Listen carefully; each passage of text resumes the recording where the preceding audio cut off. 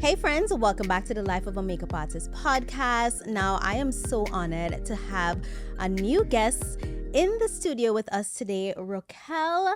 How are you? I'm good, love. It's, good times. I'm in New York, so I'm so happy I'm AU Yes, at the makeup show. I know the We had a makeup bl- show is meant for community and it yeah, literally it does was the what it best said. place to Yeah, meet so many people that I would have never been able to meet in person had it not been for an event like that. So right. super happy that we participated, and Danessa was incredible. I love her. We loved it. Such an incredible human to be Was your connected first time with. meeting her?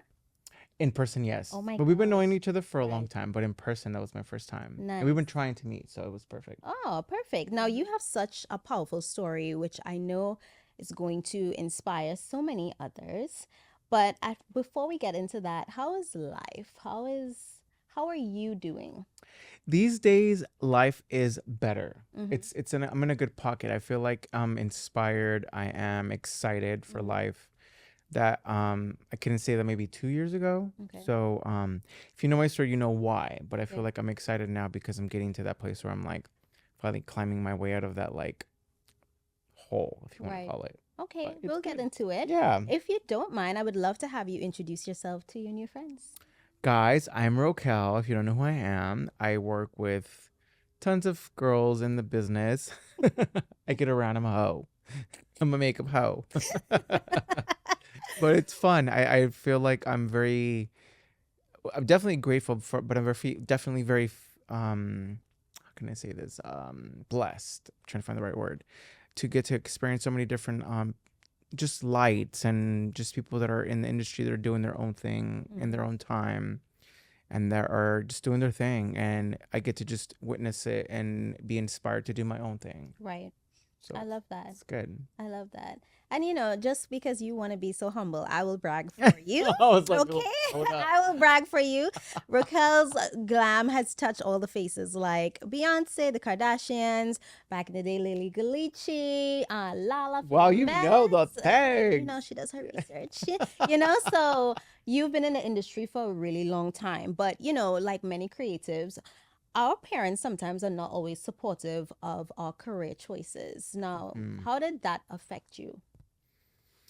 It was tough because I think just anyone that's brown, or just whatever that you're different. You're not the typical. You don't have the typical guaranteed successful path Mm-hmm. where your parents are like paying for your college degrees or whatever. I had my parents, obviously they came, they're immigrants, so they came here and they didn't have, all the guarantees that if they came here they were gonna have their kids, to go to Ivy League college or whatever it was going to be. So my mom always strived for me to just be great in school because she wanted me to be able to have just a stable lifestyle. Right. So after high school, my mom just was like really pushing for me to be like a lawyer and a doctor. And she saw that I was very connected to architecture and just like doing certain things that were not like Right. academically like Right. directed. And I always would tell her, I'm like, I don't see myself doing any of that. Right. And my mom, even though she always had like a question mark, she still paid my way through beauty school. But at that time, I had already been, I had received 5 scholarships for fashion school. Oh, wow. So I really wanted to be a fashion designer. And luckily, and it's so funny, the teacher that was helping me apply for my scholarships just recently, like, reached out to me on Instagram. I was like, oh my God, I remember when you really wanted to be a fashion designer, but now you're killing it doing makeup. And I was like, I still want to go back because that's my Right. first love. I Right. love design. I mean, the fit is, No, I looks want to like go it. back to it just because Yeah. I feel like it's something that I do regardless through makeup. Right. You're technically like balancing and you're just doing, you're finding the perfect artistic balance for someone's face. Mm-hmm. But I think I was meant to go through a detour and I started to kind of hint that through the makeup line a little Right. bit. But I have not left it alone, and I actually started working on some stuff, and maybe shoes or things. I love that. Yeah, and it's like I love it because when I see certain things, I'm like, I would have done that way. I would have done this way, Right. and I did it last year on the tour with Mhm. B. I'm like, it kind of the tour reignited that love Right. for fashion that I thought I like was gonna never do again. Right. So I I'm love going back that. into it. Yeah, So, when you went to beauty school, you were doing hair or makeup?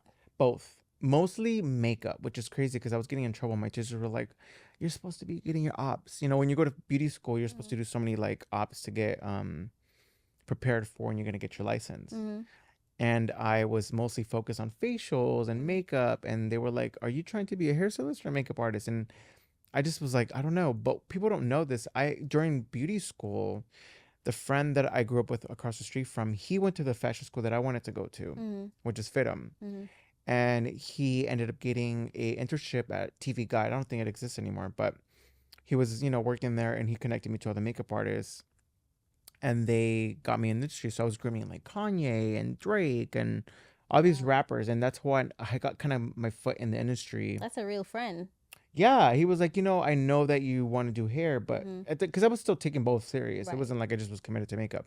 But he's like, but if you want, this is the way in. Right. And I was just like doing it, and I was like, okay, one day I'm gonna do hair again. But I never went back. I just fell in love with makeup, and I just remember just understanding the connection that I had with women and how they felt after you did their makeup. They were like, Right. couldn't stop looking at themselves, and I Right. loved it. And so That I was like, this is what I'm transformation. supposed to do. Yeah. So what was that point when you really decided, you know what, I'm not doing hair anymore? Because, in a big cities, small cities, you kind of have to do both to survive.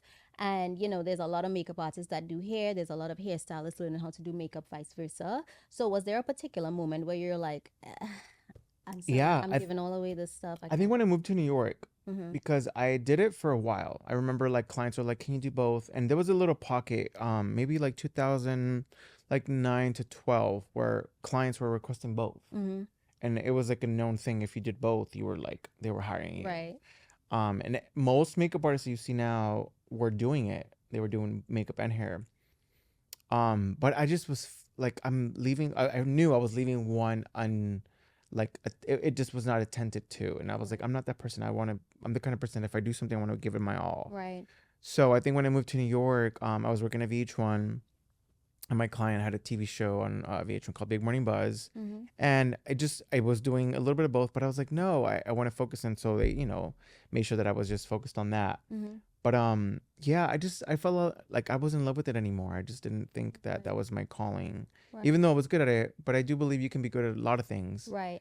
but it doesn't mean that that's what you're supposed to be doing. Right. I like that you honored that though, because sometimes you have that pressure where you feel like you have to do something in order to Mm. be successful in the industry. Yeah, I think it requires to be successful. I think more than anything, it requires passion, Mm-hmm. and love. Right. You know, because it also, if you don't go down that route over time, you end up being a little miserable, Right. and you're drained in so many different ways, and you set yourself up for that. So if you Right. don't like really make a decision that says, is this going to make me happy if I do this 5 years from now, Right. then why even do it? Exactly. Hmm. Yeah, so that's why I was like, no, I'm going to do makeup. I love And here I am now. that. So what do you feel like was your first big break into the industry? It depends. Because sometimes it could be like personal or just professional. I think for me, Let's do both. yeah, I think professionally, Mm-hmm. for me, it was when I moved back from New York. Kim discovered me from Mm-hmm. Instagram, and I was working with Lily at the time. And I just remember, only because I remember when I was in beauty school, I always was doing Kim K looks. Mm-hmm. And I've always loved J Lo and Kim. Like that was like in B, obviously. Right. But it's just at the time of that pocket was hot. Right. So I was always like doing Kim looks. Right. So when I got the call from Kim's team, I was like, oh my God. And for a while I had been doing recreating like Beyonce. Mm. People don't know this. I was a drag queen. Like, I mean, if you can't tell. Really? I We mean, need to get the pics. Are you am gonna send us the pics? hopefully they're not. I'm gonna have to scrub the internet. But I used to be a drag queen, and I was doing all the girls. I used to do Kim and J Lo and Beyonce, and I You was, mean to dress up? yeah, and Oh. I won competitions doing it. So it was my way of letting my creativity out in a way. Right. I used to turn my sisters into Aaliyah and Selena. Like I was always dressing them up. So I Wow. was always very into creative direction, and just I was so specific about the details Mm-hmm. because it just was my favorite thing to do, and I just knew that I wanted to do it Right. one day, excuse me. And now that I have my own branding, even with work with my clients, like I always have a little bit of like a input or like my Right. own opinion on it. But going back to it, that's how I feel like I was kind of redirected to this industry in a way. Right. Yeah. Personally, I think it was the Renaissance tour because I feel like it was a culmination of all the stuff that I had been doing up until then. I don't think I was not allowed, but I wasn't able to really let it out on Mm-hmm. a stage like that. Mm-hmm. You know, you get moments, but most of the time I'm very quiet. Mm-hmm. If you wouldn't know, What's your sign? Libra. Oh, I mean, I asked, but I know shit. But I just felt like I was just more like a fly on the wall, and I was Mm-hmm. very observant, and that's how I was learning, you Mm-hmm. know, like a lot of things and just how people communicate. Mm-hmm. And I think because I'm so into so many different things, that I was admiring this designers or the Mm-hmm. stylists and the hair, just realizing like how do they do it. So I wasn't, even now I still don't feel like I'm fully in my element, but the tour really let me be, you know, in that, because Right. there was moments where I would jump in and do this and I would do Mm-hmm. that. And it just showed me like, wow, believe in yourself because you're on this moment. And it was just last minute moments that it wasn't Right. like you planned it out for months. Like Mm-hmm. we had to figure out the moment of or the night Right. of. Right. So now I'm like really like, okay, I'm in my element. Like I feel like I'm gonna do Right. that. And so that for me personally, that's why I think the tour was the personal like breakthrough. Right. But professionally, I think I got discovered, you know, when I was working with Lily and Kim found me. Oh, nice. Yeah. So there's so many makeup artists that want to become celebrity artists, and you mentioned you started working with Lily, but like, how did you just, live in your life and then boom, you're working with Lily Kalichi? Like, how did that transition happen? Because we I all have to start from somewhere. Yeah, I always say this. It comes from me taking jobs that you normally would not do, Mm-hmm. because I think sometimes, and I know now right now, especially with the economy, you're like, oh, I don't want to do that if I'm not getting paid. But even then, I feel like there was a pocket of like, you know, the economy was still. It's always been rough. Mm-hmm. But I would do jobs where people were like, oh, you're not gonna get paid, but you're gonna get paid in pizza or you get credit, and I'm like, yeah, I'll do it. Right. And I just never understood why my intuition always led me to these jobs. Excuse me. But I just always like found myself in these positions that most people would say no to, Mm-hmm. and doing them would lead me to like a, you know, production manager Mm-hmm. or someone that you normally would be like, oh, they're not gonna get me in. You would look Right. over, Right. and then they would text me or email me like a day later, and they're like, hey, I'm doing this job, I noticed you on set, you were doing Right. this, Right. or so and so mentioned that you Right. were really great over here and they were willing to, you know, bring you on. Right. And I will never forget when I really got in that pocket that gave me like the confidence to say I should stay here, because I was still really like unsure if I should be a makeup artist for a minute. Right. But I remember Billy Sturdivant. I want to give her a shout out because she really like gave me the just the confidence to go for it. Mm-hmm. She was a production manager for a long time for VH1, Mm-hmm. and she was like, "Listen, I'm doing VH1 Divas. You're not gonna get paid, but you can crash on my couch, Oh. and just if you can get yourself to New York, Mm-hmm. I'll get you to work backstage and work. You know, if anybody needs touch-ups or anything, the talent comes to backstage, and you can work on them." Right. And I remember I probably had like $400 in my bank account at the time, which right now would be like mortified if that's Listen. and that's what my account looked like. Right. But I was like, I'm You're doing gonna it. you're gonna have to book that one way and figure it out. And that's exactly what I did. And I had a caboodle. I don't know if people remember what caboodles are, but I went What to year was this? this is I'm telling you, it was so long. Buddha. I had a sparkly caboodle that I thought was a No, makeup. but those things are cute though. Yeah, but You imagine open it if up you and just you're see an like, artist coming on set with that now, you'd be like, girl, where are you going with that yeah. thing? But that But was when you open it, you felt it so was official. professional. Like I was Yeah. like, I thought the glitter was everything. Like I was Right. like, I'm that girl right now. Right. I love that. Okay, so, you know, working with celebrities, it's not always as glamorous as, a lot of people might think. What are some of the most important lessons that you have learned from working with celebrity clients? Wow.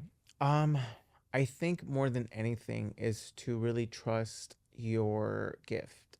Um, when I was younger, I didn't. I was Mm, very much like, oh, are people gonna think that my gift is like a fraud, or am I mm, like so like am I like faking my way in? right, But I'm very spiritual, and I truly believe that God allows you to be in rooms for a reason. And if you made it in the door, you're already in. So there's no right, reason for you to be doubting yourself. Um, and I think that that's what I've realized working with people is that if they're there and you're there, you're in it. But you know, just the confidence comes from understanding your purpose. And I think that that takes a little bit of while, but when you get it, and you're in it. right. You know, Yeah, so I've learned that from them, and I'm so grateful that I work with some of the most iconic people that went through the same journey as I'm right. going through right now. that you're doubted and rejected, and they're turned away and they're saying no to. So I'm like, if they got it, Right. they got to know. Then there's no reason why I shouldn't get it. But when you get it and you process that no differently, Mm-hmm. you're in it. Right. So just acknowledging your gift. I love that. Now, you said that you had a lot of no's, and we were talking about this before the podcast. You're signed to Opus Beauty Agency, Hmm. and a lot of artists want to be signed, and sometimes you hear a lot of no's, whether it's with agencies or not. How did you go about getting signed with your agency and like handling all that rejection at that time? Because it could be very defeating. It is, and I was rejected many, many times from all the agencies that I met with that now want to sign me. And I say that I hope I say that You say it humbly. humbly, of course. We know. But I just hope people just understand that that doesn't always mean that you're not meant to be doing what you're doing, or that Right. this means that that's the definition of your career or Right. your purpose. I think for me, I remember because when I got in it, everything was very commercial and like light makeup. And now I used to think to myself, well, if I'm doing like no make, I get, the vibe for no makeup Mm-hmm. for certain things. But if you don't if you're not a fully rounded artist, if you Mm-hmm. don't know how to do light and then the glam, there is times where your client might be a little bit like dry Mm-hmm. or just they're puffy. There's certain Mm-hmm. things that kind of make you a great artist is if you know how to balance everything. And Right. balance is the most important. But I say that to say that that's why I remember I'm like, if I don't do all of everything, how am I ever going to be great? Right. And agents didn't get that. They just want to know that they're going to be able to pitch you for what's going to make them money. Exactly. And as an artist, that's not your best, approach. Right. Because at this point, you're like, cut Yeah. the show, throw For the me, brushes away. Like, yeah, no, for me, I knew stuck to my guns, and in the long run, it's going to pay off. And thank God that I did, because right. now, I feel like I'm more equipped for any client than I would have been had I listened to what people told me to be or Right. do.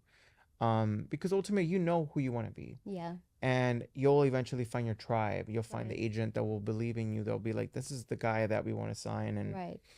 And even if not the agent, maybe the talent, and then eventually the team will come along to say Right. we're going to support you, Right. with invoicing and stuff. And I did it on my own for a long time. I didn't have an agent. I was just doing everything on my own, and it's a little harder because you don't know all contracts and Right. everything that goes into it. But eventually, when you're in a position when you can bring someone, you do. Right. And I feel like, thank God, now I'm in that place. So it takes a Yeah. minute, but you get it. Yeah. I mean, I'm very spiritual as well, and I believe that I talk about this all the time on the podcast. Like everything happens as it's supposed to, Yeah.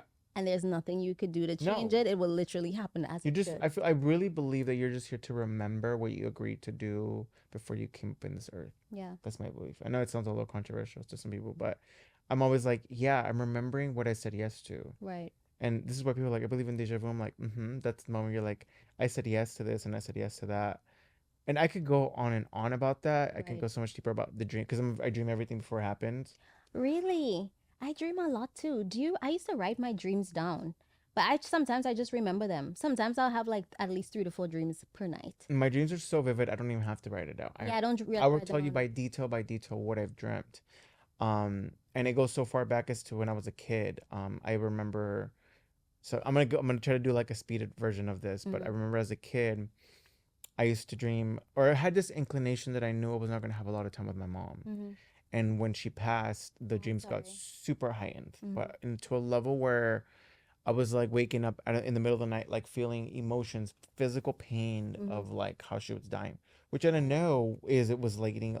I knew that it was about my mom, but I didn't know that she was gonna die. And so when it happened, it just I remember, and I'll never forget the last conversation that I had with my mom was the last words that ever came out of her mouth were, never reject the gift that God gave you about dreams because that's how He speaks to you. And then she said, but I'm really tired. I'm going to go to sleep and I'll call you tomorrow. And 3 days later, my mom passed away. But I was never able to hear her voice say Right. anything like, I love you or I'm getting Right. sick. It was just, that was that. Wow. So ever since then, I've taken it very serious. And I'm a dreamer. Like I dream Right. everything, not only just dreams, but I'm saying like a dreamer as a person. Like I Right. have big dreams. Right. And even not just my dreams, I dream for other people. I'm like, Right. I feel like I could see you and I'd be like, I could see your dreams and I could see you doing this and this and this and that. Because I just love No, but dreams. I think it's so important though, because I believe that's, I mean, some people mightn't believe this, but it's fine. I feel like it's a way that God speaks to you, Hmm. because Hmm. like the day before my grandmother died, like I dreamt her, and I dreamt it's like a wedding dress something, and I was just like, I woke up and I was like, I need to talk to her immediately. And that was the last time I talked to her. And I never, it was like I was using MSN to call her at that point. I just moved to New York. So it's very emotional, but now when I dream, I there are certain things I would dream, and if I dream like I'll see. Anyways, we'll talk. This is like a whole No, different it gets conversation. Like deeper, but it gets yeah, so much deeper. But yeah, like but if I dream certain things, I know where I'm at emotionally, or if I need to like it's almost like pray your more. spiritual or physical compass. Yeah. I believe that things happen in the spiritual realm before they happen in the physical realm. Mm-hmm. So when God's showing you a dream, it's almost like He's letting you know this is about to come to pass. Right. It's already in the works, Mm-hmm. and then it happens in the physical realm. Yeah. So sometimes, even though, I know it's gonna sound crazy, but if you dream it and you can redirect it, be like, God, I don't want this to happen, or He's letting you know, I've been able to like Right. maneuver things that were supposed to happen Right. in before they happen. I'm like, no, no, and but I just recently learned that dream, like, or excuse me, that gift. Mm-hmm. That's not something that I knew I could do all the time, Wow. but it's a very powerful way of because people will always ask me like, how are you able to make things happen? I'm like, I'm a big manifester, and I can Mm-hmm. go on and on about the things that I've been able to manifest. Like, oh my God, we would be here all night. Okay, so can we talk about then how you manifest Rokael Beauty? Because I don't even remember when we became friends on Facebook. I think it's honestly at least about 10 years. I have no idea. But I always would see your name and be like, oh, like I love his work. And, like we mentioned in the beginning of the episode, we met at the makeup show where you debuted your brand. And, I'm assuming that Rokael Beauty was one of your It manifestations. So was. tell us about that.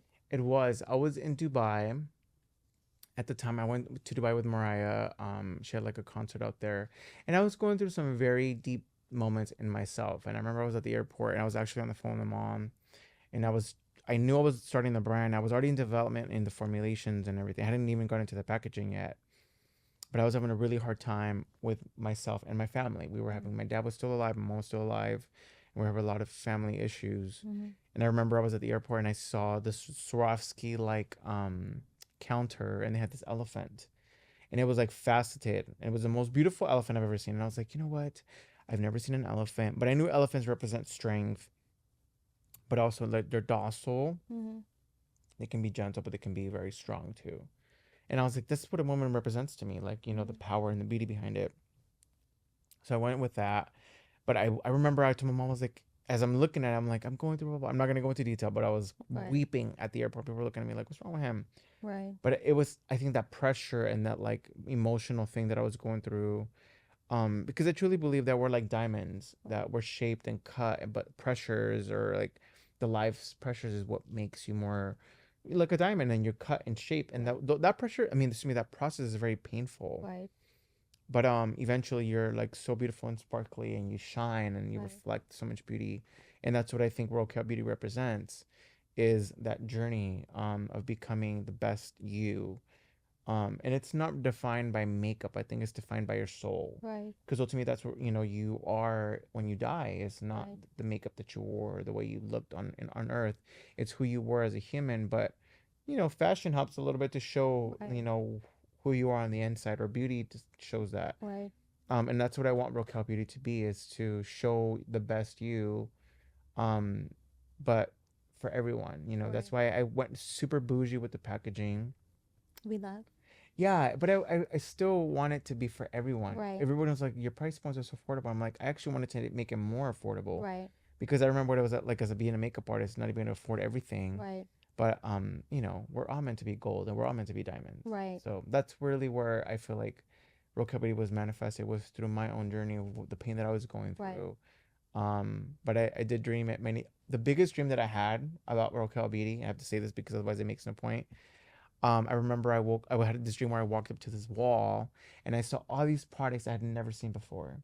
And one day I walked up to this factory, which I won't say the name, but they're the biggest factory in the Right. world that Right. create the most iconic products ever for every beauty brand you could think of. Right. And I literally, the wall was exactly what I dreamt. And I remember I was like, I've dreamt this wall. And the chemist and everybody that I met with, they were like, they thought I was crazy, and I'm like, Right. I'm not making this up. I've dreamt this before. Right. But now we're doing stuff with them, and it's crazy. But I've always Wow. dreamed things before they happen. That was my Wow. like God's way of confirming that Right. I was meant to be doing Rokael Beauty, Right. because I thought I was gonna be a fashion designer, but now I'm doing a cosmetics brand. So, anyways, Well, that's that. there's That's how it more was to man. life. That's how it was Yeah. manifested. So that was like the big. Yeah. Now, as an artist and consumer, I feel like I speak on behalf of myself and a lot of other people where it's just like the beauty industry is so inundated with new brands. But I do think that makeup artists' own brands have a special place in everybody's hearts because it's just for some reason we know that it is coming from a place of love Yeah. and, like something that you actually want to do and not just a money grab. And not all celebrity or whatever the case is. I'm not saying that's the case. But I want you to tell us more about the products because there's these lashes that you've Yeah. been using on all of your performances for the last, what, 2-3 years or so? Yeah. So Yeah. tell us more about the actual products and, what your favorites are. So the lashes came, I think any product that I usually do comes from a problem that I'm having on my in my own artistry that I want to kind of solve. Mm-hmm. So Aurora's came from, I mean, that was probably the hardest product that I was able to make because so many factories were like, This is listen, your lashes yeah, or? Mm-hmm. they were like, to mass produce them is really hard because we've never done eyelashes this way, and to produce them on a mass scale is going to cost 3 times more Mm-hmm. because it slows everything down, and factories want to produce everything at the same rate, Mm-hmm. so it's convenient for them and you, and I get Mm-hmm. that. But I took that gamble, and I was like, I went through probably like 15 factories that said no to me. Wow. And then I physically flew to China and I met with them in person. I was trying to show them how I do them on my clients. Mm-hmm. And I took Neil with me actually. This is right after on the You run there for a good tour. time. Because I had, yeah, because I Yeah. had so many struggles on the tour that I was like, if I just knew, I was like, if I go with them and I show them Well, what was the struggles? Like, just how I wasn't the best at eyeliner. mm-hmm. This is the truth. I was like, I struggled with the wing eyeliner. Mm-hmm. I'm like, what if? And I always would cut lashes to kind of create that winged effect. Right. And to me, that felt more natural than Mm-hmm. creating a wing because if you just look at an eye, but you blink, it disappears. But when you Right. open, it's still there. Right. So you're creating kind of like a shape or a lift. Mm-hmm. So when I went there, I was like, this is why I want to make it, and blah blah blah. And everybody was like, no, no, no, no, no. And I finally got one that said yes to me. But I finally now I got them done and they're patented. But to get back to the question, is like most of the products that I make are revolved around a problem that I'm struggling with, Mm-hmm. and then I find a solution. Mm-hmm. So even though the lip liners just came out, these are colors that I've been working on for I got them. I bought 4 years. them. You're I wearing bought. it? No, I'm not Oh, wearing it. girl. I still have it. I still have it like right on my beauty desk. After it's so pretty. I I have to know open it. everybody always tells me they're so pretty. I don't want to touch it. I'm like, no, No, I'm gonna destroy open it. it. I'm gonna open it. No, but everything that even the colors were colors that I just could not find, and I love to mix them in between. I know that people, especially excuse me, consumers are like, I want to use it one way, but I'm like, no, I love to mix and match Mm-hmm. because it's the way that I create like my own unique colors. But yeah, I think for me it's more problem solving products. And the Mm-hmm. stuff that I'm coming out with, this is just I feel like the appetizer. I think the next launches are really going to show the innovation in the brand and where we're going as far as like just the weight of it. Any like plans for retailers? Mm-hmm. We're talking already to a lot of people. Mm-hmm. Everybody's shown interest. I Okay. think for me, what people don't understand is it's so expensive to go into a store, and Mm-hmm. my goal is to go for longevity.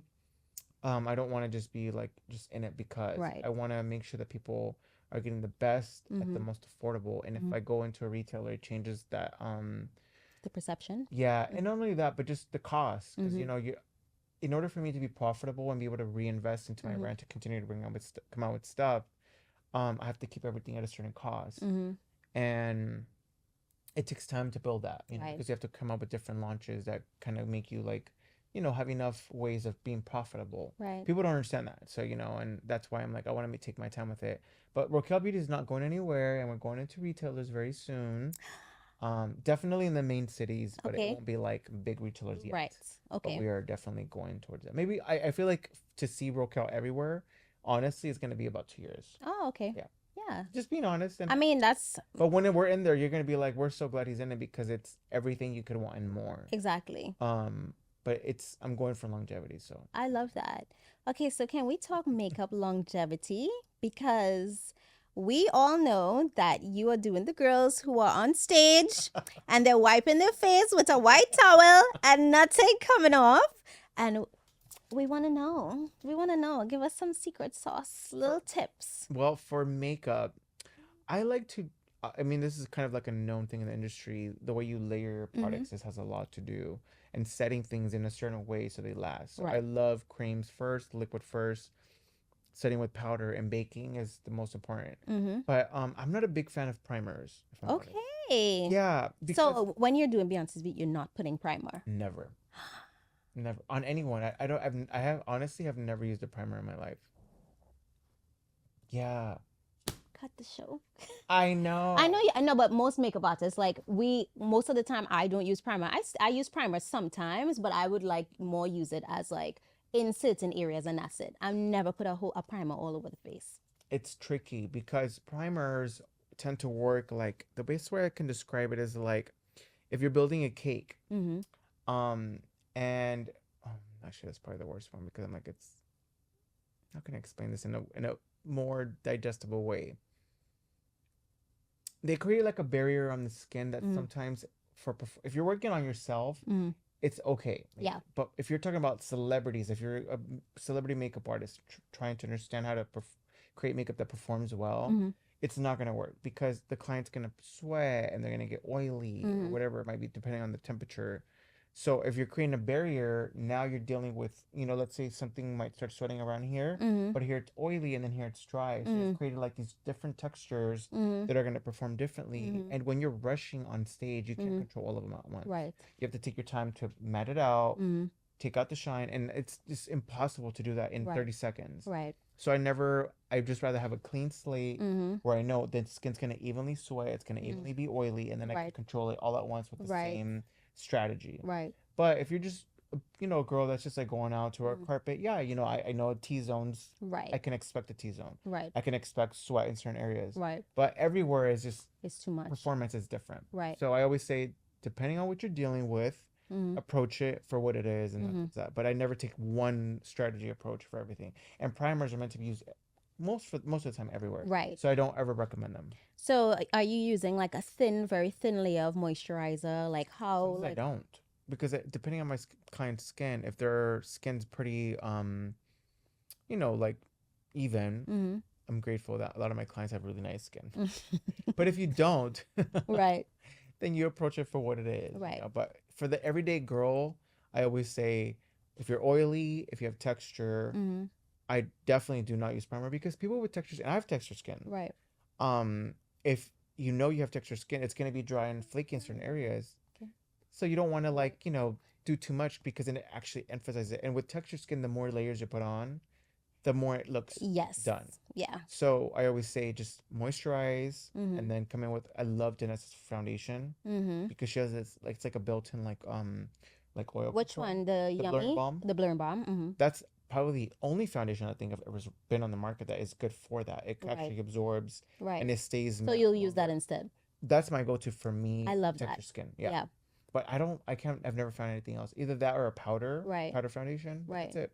But you're using setting spray because we know that you use Oh, for that sure. one size. That's for like when you're dealing with rain and Right. water. If you're gonna go and But you swim. do you use that on a regular? Yes. Yeah. Yeah, that's a good on the top. Right. Once you've done all your baking, everything's done and set. Mm-hmm. It adds a layer. So if you touch, if you Mm-hmm. tend to like, if you're performing, you're like, hey guys, and you're like Right. going like that, it keeps a barrier from the skin. Right. But that's the only like setting spray that I use because I know no matter what touch, it's like a film that Right. almost allows anything to come off. Right. But underneath, there's no reason because your skin's gonna want to be able to breathe, Right. and so that's why I don't prime. But Do you prefer liquid or cream foundations? depends on the client. But I love me a cream foundation Mm. for contouring. I love cream. Is there any specific ones you love that you use? The most iconic ones like RCMA Mm-hmm. and William Tuttle are like they're just The OGs. you cannot like go wrong with even skin color wise. Mm-hmm. It's the only ones that I've used that you can mix and match to kind of custom create a color. Right. Which is really hard to do with other ones like RCMA. Certain colors are like tricky, but Yeah. I I think prefer the William. it's just trusted, tried, and tested. That's why it's been around for like what now? It's 70 years, 60 years. Yeah. So there's a reason why. Package still OG, nothing And I fancy, love very when affordable. things are good, they work, and Yeah. it lasts. So, what do you do when you don't feel particularly inspired? Like maybe you're going to a show or somebody's red carpet, and they're like, you're the artist. Come up with a look, and maybe you just didn't have a good day that day, and you're just like, Which girl, is let me very just common. want to It's put very this thing in. common. What do you do? Um, it depends. I always try to be like, can I see the dress? Can I see your hair? What are you gonna do?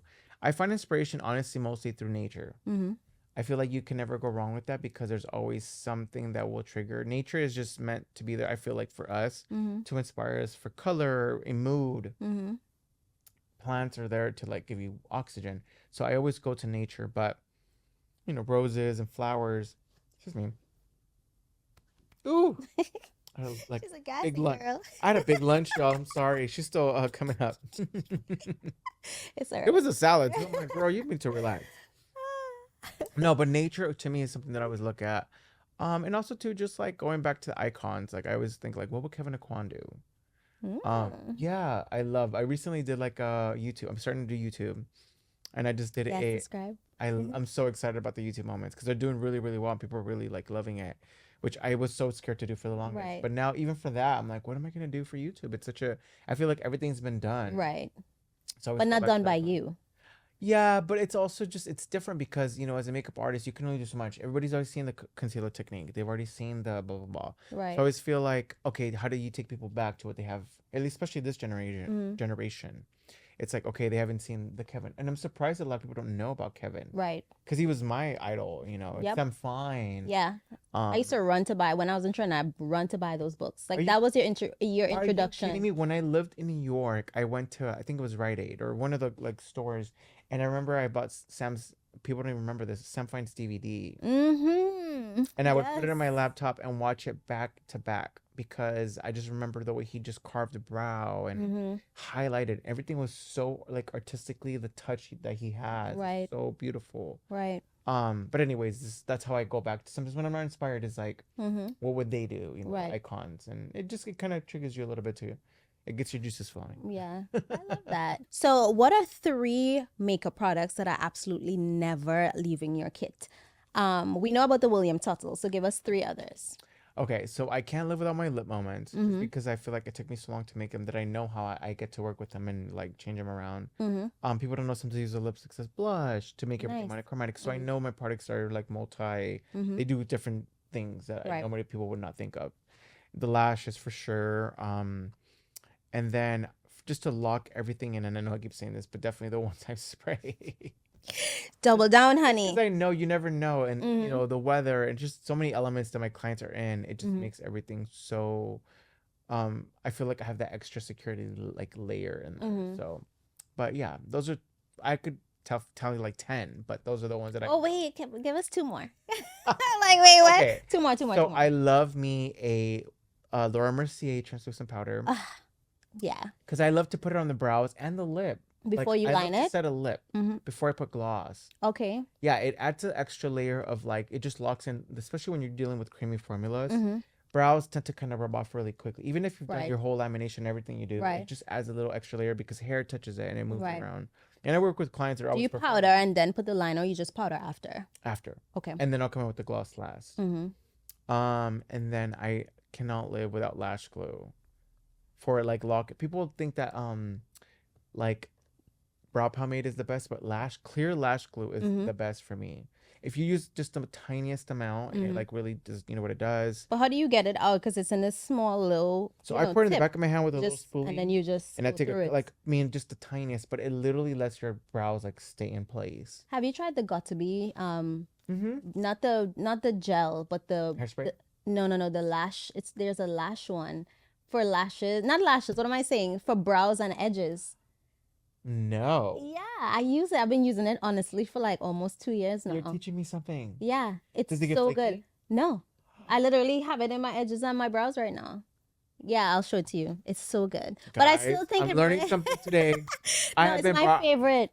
There's I another buy thing them that in okay, like over this buy weekend, two on somebody Amazon. put me on to this one, and I haven't been able to like buy it and get it on my own, but I saw someone using it, and I was like, oh shit, like that looks incredible. Is the Urban Decay it's like a brow laminator. But the way that I saw Oh, somebody it's like use a it, black and purple. yes, Yeah, it's new. It's a I just saw somebody using it this weekend, and they were like, "Look," and I was blown away by the way that it performed. It does flake a little bit, but if you're not afraid of that, and you can just right. like Just do a spray little and like bit. rehydrate it, Right. it's better than anything I've seen. Honestly, I just haven't been able to Mm. like because I've been so busy this week. We'll be following up. I know, but that's a good one. Okay, so I know that you mentioned you're a very spiritual person, and having such a rigorous schedule can be a lot. Like you did the makeup show, then you did the Met, you went to Germany for literally 2 minutes, and you Literally, came back. Like, how do you stay grounded? it's definitely a you have to balance it in a way and find the best. And I always try to be more patient with myself because I used to guilt myself all the time for the fact that I didn't pray in the morning, and that I would blame myself. I'm like, today didn't go the best way, and I'm like, is it because I didn't pray? So I find the balance, but grace is always there, and I feel like God is so amazing about that because I am spiritual and I believe in God, and people believe in whatever, and I love everything. But for me, it's like just being graceful to yourself and understanding that grace is always around. Mm, And it doesn't matter if your day was you can't blame yourself for certain things that have nothing to do with you. right, And it's taking me time to understand that because it's not always your fault. right, You can only do your best and trust the process. And eventually you realize like, oh, if I didn't have that bad experience last week, right, it wouldn't have pushed this into that, or right, 5 months from now, whatever. I mean, you'll always remember those experiences that push you right, to be better at what you're supposed to be doing, or just motivate you to be a better you. right, But yeah, it's a balance, right. and for most of the part, when I can, I just take some time out to just be grateful. Mm-hmm. Gratitude is, I think, the key to my success. I feel like I always hashtag it on Instagram. People are always like, "You're always talking about Jesus. You're always you're always tagging the Lord."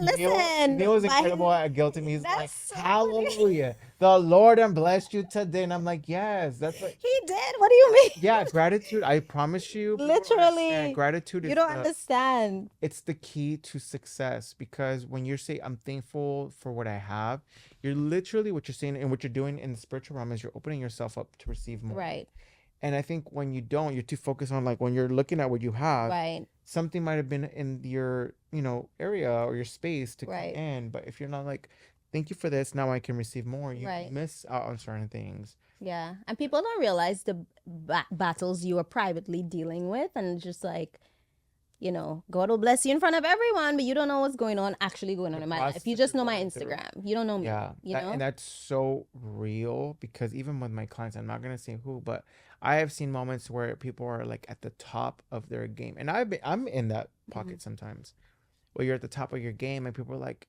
"Oh my God, you're crushing it and you're doing so well." But behind the doors, you don't know what people are processing or dealing with, because you can't have it all, and you're Right, not, no one's going to have it all. right, And that's a very humbling realization to say, no matter who you are and what you're doing, you should always just be grateful for the moments that are good, because there is highs and lows. right, And so it almost allows you, if you're able to sustain certain things, it allows you to be able to savor and taste, the good times and the bad times. right, Because the bad times make you enjoy and appreciate what you have, which right, is important, because as a human, I think we always think that we're going to just be perfect all the time, or we right. strive to be perfect. Or everything is gonna go your It's way all the impossible. time. There's no Yeah, way in hell that you can be perfect all the time. right. No one, doesn't matter who you are. So how do you manage your mental health? Like, do you go to therapy? Like, because we were just talking about this, but Mm-hmm. sometimes people, on the outside, they're like, you're killing it, you're doing all this thing. And sometimes you have this like pressure on yourself, though sometimes you just feel that pressure. Like you always have to do this, and you have the next one and the next one and the next one. And you're like, can I get a moment? Like it's a If I'm lot. being honest with you, I just had a breakdown on Monday.